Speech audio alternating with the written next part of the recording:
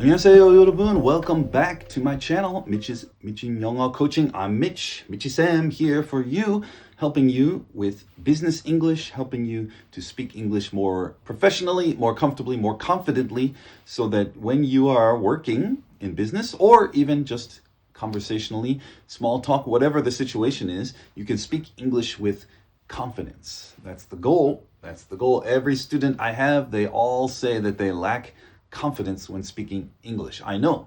I also lack confidence when speaking Korean. It happens when it's not your native language, it's not your first language. It's very natural to not feel confidence, okay? But we can build confidence. Confidence builds through action.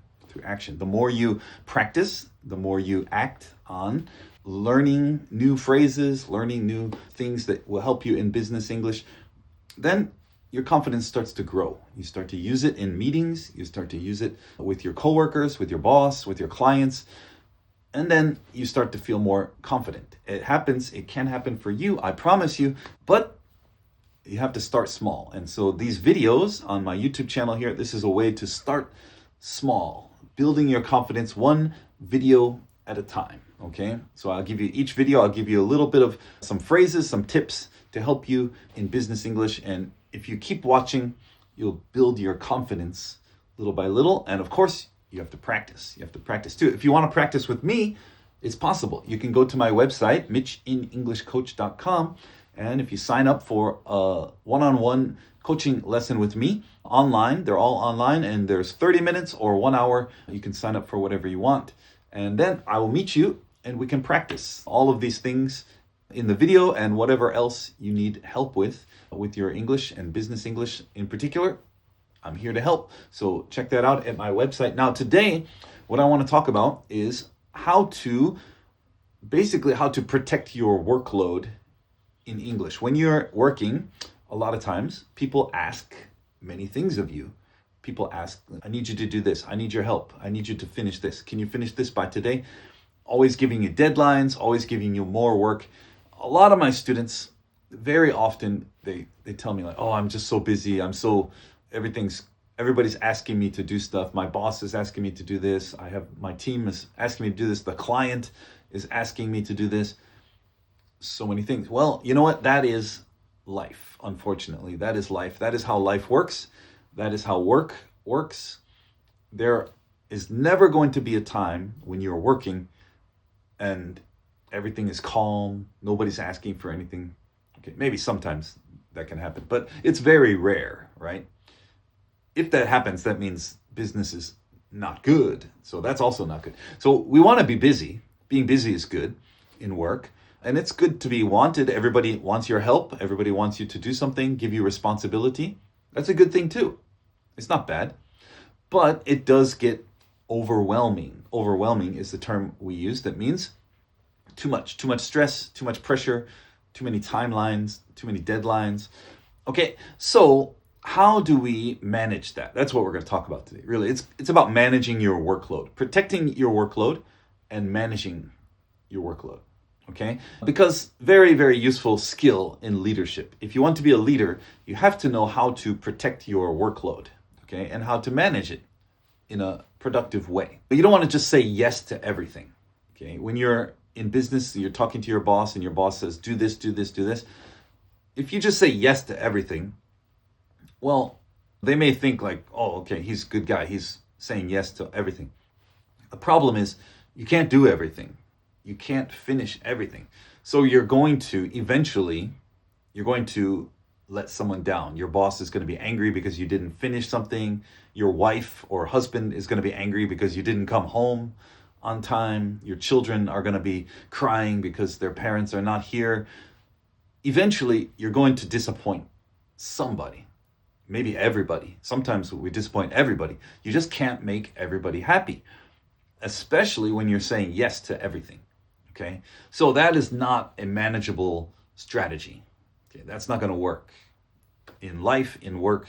You just can't say yes to everything. Some of us, me too, our personality is like we always want to say yes, yes, yes. But let me teach you today how to say yes and. okay? Because you also don't want to say no to everything. That's not going to work either. You can't just say, no, I can't do it. No, I'm too busy. No, sorry, I got to work. That also doesn't go well with your boss or coworkers or your wife, husband, kids. You can't just say no to everything either. So a better way, a good strategy to use sometimes, maybe not all the time, but is yes and.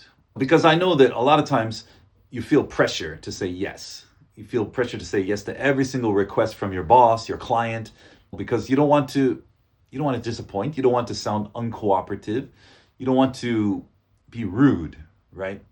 Okay. But like I said, blindly just saying, yes, I'll do everything, that leads to unrealistic missed deadlines. You're going to have missed deadlines. You're going to have poor quality. Your quality will go down. You're going to get burned out.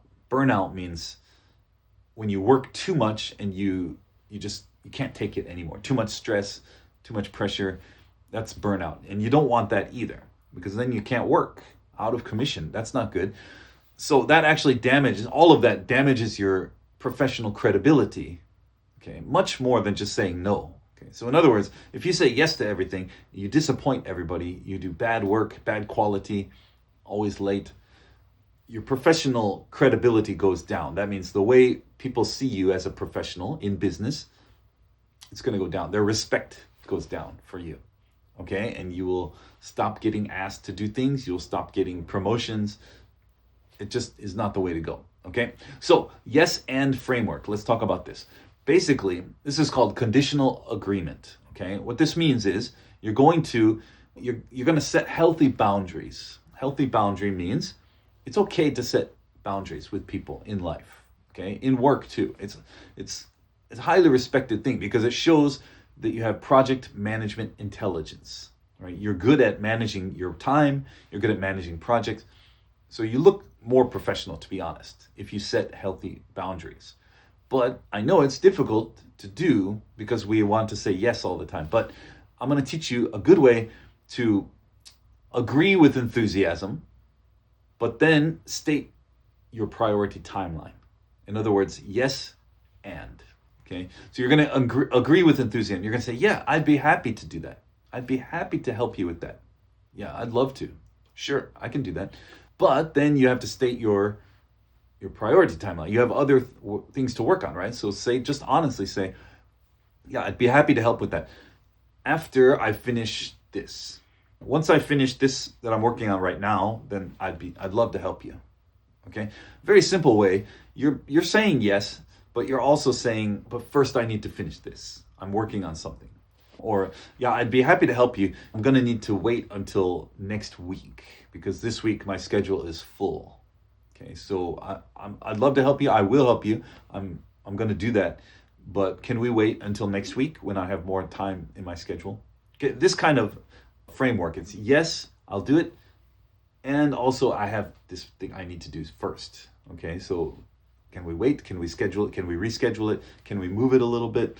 Can we change the priority? So this is a very useful strategy for when you are setting boundaries. Now, the normal way this happens is, let's say your boss asks you to do something. There's two ways usually we answer this. One is passive compliance. We just say, oh yeah, okay, I'll try to do this by tonight. Okay, yeah, I'll do it. I'll get it done today. I'll try my best to get it done today. Well, that sets yourself up for failure. Now you might not finish by today because you're too busy. Today's almost done. You have to go home late from work, or you're just not going to finish. So that way is not good. And the other way is just the blunt no. And sometimes people just say, no, I'm too busy. I can't do this today. Which that sounds unhelpful, sounds resistant, sounds like you don't want to do your job. So both of those are not good. Let's just get rid of both of those methods. Let's just push them aside. And let me tell you the better way. Okay, this is how a tactful professional would say this. They would say, I'd be glad to look into this once I finalize the budget review. Would you like me to prioritize this over my current project? Whoa, that's a long thing, but let's look at it. I'd be glad to look into this. That means, yeah, I'm happy to look into it. Means I'm happy to check it out. I'm happy to look into it. I'm happy to help you with this once I finalize the budget review. So in other words, my current project is the budget review. That's what I need to finish. So once I finalize that, yeah, I'll help you. I'm happy to. I'd be glad to. And then this question is important. Would you like me to prioritize this over my current project? This is only, you're going to use this for the boss. Like if the boss is asking you to do something, not your coworkers. Your coworkers or other people that you work with, probably you don't need to ask them about the priorities of the work because you set your priorities. But if you're talking to your boss, let's say your boss gives you some task and says, I need this done today. You could say, well, I'd be glad to look into this once I finalize the budget review, but would you like me to prioritize this over my current project? Would you like me to prioritize this over the budget review? Because the boss may say, yeah, just forget about the budget review right now. I need you to do this first. This is an emergency. Sometimes that happens. In that case, then your boss gave you permission. You can push aside the budget review, work on the new task. Okay, sometimes that happens, okay, but you need to ask. And if you ask, then the boss is the one who makes the decision. The manager is going to say, yeah, you should prioritize this. Or, no, you're right, the budget review needs to finish first. Get that done and then do this. Okay, that way you're not just guessing what the boss wants. You're asking for clarity and you're setting good boundaries and you're doing it in a very polite way, okay? So let me give you some more key expressions to use for this, okay, for you to practice. Here's a good one. I'd be happy to take this on once I wrap up the current audit or the current whatever project you're working on. I'd be happy to take this on. That means take it on means take this job, this task, this responsibility. I'd be happy to take this on once I wrap up means finish, the current audit or the current project or the current task, okay, whatever it is you're working on now. Okay, so that's a good phrase to use. Another one, I can certainly help with that, provided we can extend the deadline for the presentation slides or extend the deadline for whatever other project you're working on. In this case, you got presentation slides you're working on. So your boss says, I need you to do this. You can say, oh, okay, I can certainly help with that. Sure, I can do that. Provided, that means if, provided we can extend the deadline for the presentation slides. In other words, yes, I can do this. I'm happy to do it. But if I do that, I'm going to need more time for the presentation slides. I can't get them both done by 3 p.m. today. Okay, we gotta choose. Okay, so but this is a very polite way to give it back to them and let them decide how to prioritize. Okay, another one. My plate is currently full with this, but I can jump on this first thing tomorrow morning. Okay. This is a little casual sounding, but it's still professional. My plate is currently full. Plate, this is an idiom we use that means my plate is all full of food. I have no room left on the plate to eat anything else. Okay, it's an idiom that means I don't have time. I have too many things to do. Okay, so no room left in my schedule.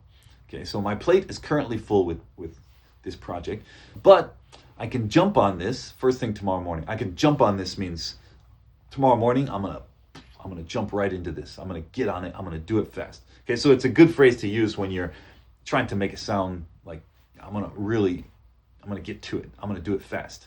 Okay, I'm gonna jump on this.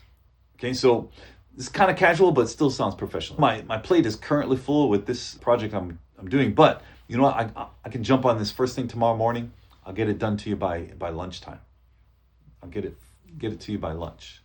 Okay, so those are some good phrases you can use whenever you need to set boundaries and people are asking too many things of you. You need to prioritize, you need to organize your schedule and your workload, okay, which is literally every day, right? We do this every day. So this is very common. You're going to use these phrases a lot when you're working.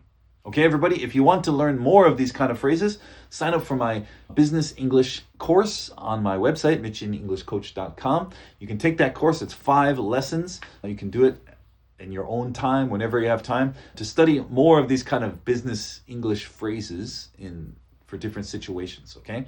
And again, if you want one-on-one coaching sessions with me, that's available on my website too. I'll see you in the next video.